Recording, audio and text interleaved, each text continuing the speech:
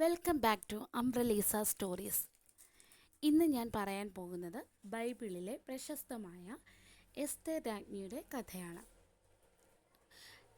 താഴ്ചയിൽ നിന്നും ഉയർച്ചയിലേക്കെത്തി രാജ്ഞി പദം അലങ്കരിച്ച എസ്തേറിൻ്റെ കഥയാണ് ഇന്ന് ഞാൻ പറയാൻ പോകുന്നത്. എസ്തേർ രാജ്ഞിയെക്കുറിച്ച് നിങ്ങൾ കേട്ടിട്ടുണ്ടോ? നമുക്കെന്നാൽ ഇനി കഥയിലേക്ക് പോകാം.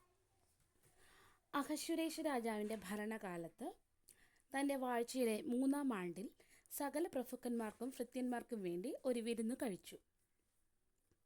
പാർസ്യയിലെയും മേദ്യയിലെയും സേനാധിപന്മാരും പ്രഭുക്കന്മാരും സംസ്ഥാന അധിപതികളും അവൻ്റെ സന്നിധിയിൽ ഉണ്ടായിരുന്നു. തൻ്റെ രാജകീയ മഹത്വത്തിൻ്റെ ഐശ്വര്യവും മഹിമാധിക്യത്തിൻ്റെ പ്രതാപവും ഏറിയ നാൾ 180 ദിവസത്തോളം തന്നെ കാണിച്ചു. ആ നാളുകൾ കഴിഞ്ഞ ശേഷം രാജാവ് സകല ജനത്തിനും വേണ്ടി രാജധാനിയിൽ ഒരു വിരുന്ന് കഴിച്ചു. 7 ദിവസത്തെ വിരുന്നായിരുന്നു. രാജാവിൻ്റെ രാജ്ഞിയായിരുന്ന വസ്തി രാജ്ഞിയും 7 ദിവസം വിരുന്ന് കഴിച്ചു.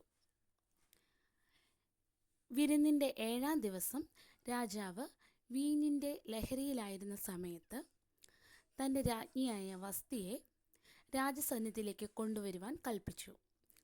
രാജ്ഞിയുടെ സൗന്ദര്യം എല്ലാവരും കാണേണ്ടതിന് രാജ്ഞിയെ രാജസന്നിധിയിലേക്ക് കൊണ്ടുവരുവാൻ കൽപ്പിച്ചു.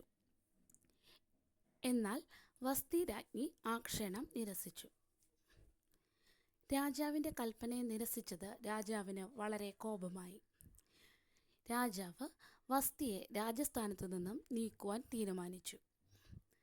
അങ്ങനെ രാജാവ് വസ്തിയെ രാജസ്ഥാനത്തു നിന്നും നീക്കി.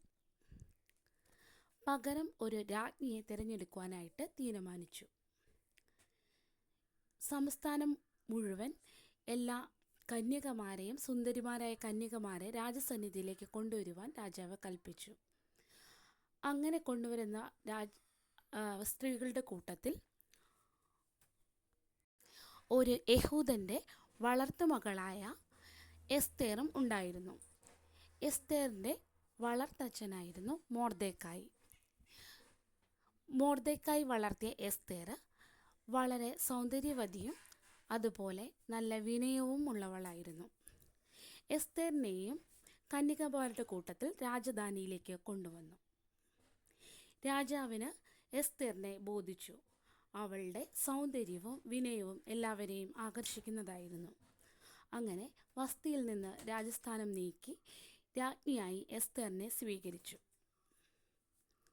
എസ്തേർ യഹൂദയാണെന്നുള്ള കാര്യം വെളിപ്പെടുത്തരുതെന്ന് മൊർദെഖായി അവളോട് കൽപ്പിച്ചിരുന്നു. എസ്തേർ ആ വാക്കുകളെല്ലാം പാലിച്ചു പോന്നു. രാജസന്നിധിയിൽ വളരെ വലിയ സ്ഥാനമുണ്ടായിരുന്ന ഒരാളായിരുന്നു ഹാമാൻ. ഹാമാൻ വരുമ്പോൾ എല്ലാവരും അദ്ദേഹത്തെ ബഹുമാനിക്കുമായിരുന്നു. എന്നാൽ രാജാവിൻ്റെ വാതിൽ കാവൽക്കാരനായി ഇരുന്നിരുന്ന മൊർദെഖായി ഒരിക്കൽ പോലും ഹാമാനെ ബഹുമാനിച്ചിരുന്നില്ല. ഇത് ഹാമാന് മൊർദെഖായിയോടുള്ള ദേഷ്യത്തിന് കാരണമായി. മൊർദെഖായി യഹൂദനായിരുന്നു എന്ന് ഹാമാന് അറിവുണ്ടായിരുന്നു. എങ്കിലും മൊർദെഖായി ഒരിക്കൽ പോലും ഹാമാനെ നമസ്കരിക്കുവാൻ ആഗ്രഹിച്ചിരുന്നില്ല. മൊർദെഖായിയുടെ ചിന്തയിൽ ദൈവമല്ലാതെ മറ്റൊരാളെ നമസ്കരിക്കേണ്ടതില്ലെന്ന് തീരുമാനിച്ചിരുന്നു. ഇതുമൂലം ഹാമാന് മൊർദെഖായിയോട് വളരെ ദേഷ്യമുണ്ടായിരുന്നു.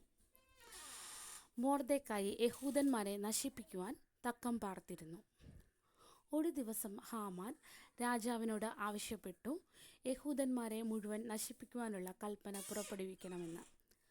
രാജാവ് ആ കാര്യം സമ്മതമായി. രാജാവ് അതിന് അനുമതി കൊടുത്തു. എങ്കിലും മൊർദെഖായി ഈ കാര്യം കേട്ടപ്പോൾ ആകെ വിഷമിച്ചു. മൊർദെഖായി എസ്തേർ രാജ്ഞിയെ ചെന്ന് കണ്ടു. എസ്തേറിനോട് പറഞ്ഞു, യഹൂദന്മാർ മുഴുവൻ നശിച്ചു പോകുന്നത് നീ കാണുന്നില്ലയോ? നീ ഇതിന് ഒരു പരിഹാരം വരുത്തണം. ഇതിനു വേണ്ടിയിട്ടാകുന്നു ദൈവം നിന്നെ രാജ്ഞിസ്ഥാനത്താക്കിയിരിക്കുന്നത് എന്ന് പറഞ്ഞു. എസ്തേറും ഈ കാര്യം കേട്ടപ്പോൾ വിഷമിച്ചു. എസ്തേർ മൊർദെഖായിയോട് പറഞ്ഞു, 3 ദിവസം എല്ലാ യഹൂദന്മാരും ഉപവസിക്കണം. ഞാനും ഉപവസിക്കാം എന്ന് പറഞ്ഞു. അങ്ങനെ എസ്തേറിൻ്റെ കൽപ്പന പ്രകാരം യഹൂദന്മാർ മുഴുവൻ ഉപവസിക്കുവാനായി തീരുമാനിച്ചു. അങ്ങനെ എസ്തേറും ഉപവസിക്കുവാനായി തീരുമാനിച്ചു. ഉപവാസത്തിൻ്റെ 3-ാമത്തെ ദിവസം രാജാവിനെ കാണുവാനായിട്ട് എസ്തേർ ആഗ്രഹിച്ചു. അനുവാദം കൂടാതെ രാജാവിൻ്റെ സന്നിധിയിൽ ചെല്ലുന്നത് ശിക്ഷാർഹമായിരുന്നു. അതിനാൽ എസ്തേർ ഉപവാസം തുടങ്ങി. 3 ദിവസത്തിന് ശേഷം എസ്തേർ രാജാവിനോട് പറഞ്ഞു. രാജാവും ഹാമാനും താൻ ഒരുക്കുന്ന വിരുന്നിൽ പങ്കെടുക്കണമെന്ന് അപേക്ഷിച്ചു. അങ്ങനെ രാജാവും ഹാമാനും എസ്തേർ രാജ്ഞി ഒരുക്കിയ വിരുന്നിൽ പങ്കെടുത്തു.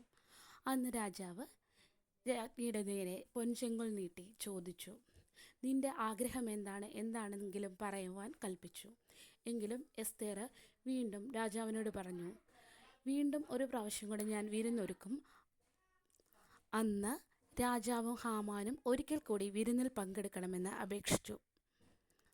അങ്ങനെ 2-ാമത്തെ വിരുന്നിലും എസ്തേർ ഹാമാനെയും രാജാവിനെയും ക്ഷണിച്ചു. ഹാമാൻ ഈ സമയം മൊർദെഖായിയെ കൊല്ലുവാൻ തക്കവണ്ണം ഒരു കഴുമരം ഒരുക്കി കാത്തിരുന്നു. പക്ഷേ രാജാവും ഹാമാനും എസ്തേർ ഒരുക്കിയ വിരുന്നിൽ പങ്കെടുത്തു. ആ സമയം രാജാവ് വീണ്ടും എസ്തേറിനോട് ചോദിച്ചു, എന്താണ് നിന്റെ ആഗ്രഹം, എന്താണ് നിനക്ക് സാധിച്ചു കിട്ടേണ്ടത് എന്ന് ചോദിച്ചു.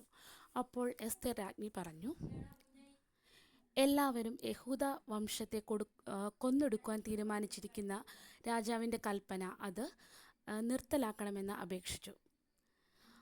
അതിനു വേണ്ടിയിട്ട് ഗൂഢാലോചന നടത്തിയ ആളിനെക്കുറിച്ച് എസ്തേർ രാജ്ഞി പറഞ്ഞു. അപ്പോൾ രാജാവ് ചോദിച്ചു, അതാരാണെന്ന്. എസ്തേർ പറഞ്ഞു, അത് ദുഷ്ടനായ ഈ ഹാമാൻ തന്നെ എന്ന് പറഞ്ഞു. അതോടുകൂടി എസ്തേർ രാജ്ഞി തൻ്റെ കുലവും മഹത്വവും വെളിപ്പെടുത്തി താൻ ഒരു യഹൂദ സ്ത്രീയാണെന്നും പറഞ്ഞു. രാജാവിന് അത്യന്തം കോപമായി. രാജാവ് ഹാമാനെ കൊല്ലുവാനായി കൽപ്പിച്ചു. ആ നിയമം എടുത്തു മാറ്റുവാനും യഹൂദന്മാരെ രക്ഷിക്കുവാനും രാജാവ് കൽപ്പന പുറപ്പെടുവിച്ചു. അങ്ങനെ യഹൂദന്മാരെ നശിപ്പിക്കുവാൻ തീരുമാനിച്ച ഹാമാനെ തന്നെ മൊർദെഖായിയെ ഏറ്റുവാൻ വെച്ചിരുന്ന കഴുകുമരത്തിൽ അവനെ തന്നെ തൂക്കിക്കൊല്ലുവാൻ വിധിച്ചു. അങ്ങനെ യഹൂദന്മാർക്ക് രക്ഷയും എസ്തേർ രാജ്ഞി മൂലം ഉണ്ടായി. അങ്ങനെ എസ്തേർ രാജ്ഞിയുടെ വിനയവും ദൈവഭക്തിയും മൂലം നശിക്കുവാനിരുന്ന ഒരു ജനതയെ രക്ഷിക്കുവാൻ സാധിച്ചു. ദൈവഭയവും ഭക്തിയും ഉണ്ടെങ്കിൽ എത്ര വലിയ പ്രതിസന്ധികളുണ്ടായാലും അതിൽ വിജയം വരിക്കുവാൻ ദൈവം നമ്മളെ സഹായിക്കുമെന്ന് ഈ കഥ നമ്മളെ പഠിപ്പിക്കുന്നു. എസ്തേർ രാജ്ഞിയുടെ ജീവിതം എല്ലാവർക്കും ഒരു പാഠമാണ്. വളരെ താഴ്ചയിൽ കിടന്നിരുന്ന എസ്തേർ ഒരു വലിയ രാജപദവിയിൽ എത്തുകയും അതുമൂലം യഹൂദ ജനത്തിന് വലിയ രക്ഷയായി തീരുവാനും തൻ്റെ ജനത്തെ രക്ഷിക്കുവാനും സാധിച്ചു. എസ്തേർ രാജ്ഞിയുടെ കഥ എല്ലാവർക്കും ഒരു പ്രചോദനമാണ്. Thank you.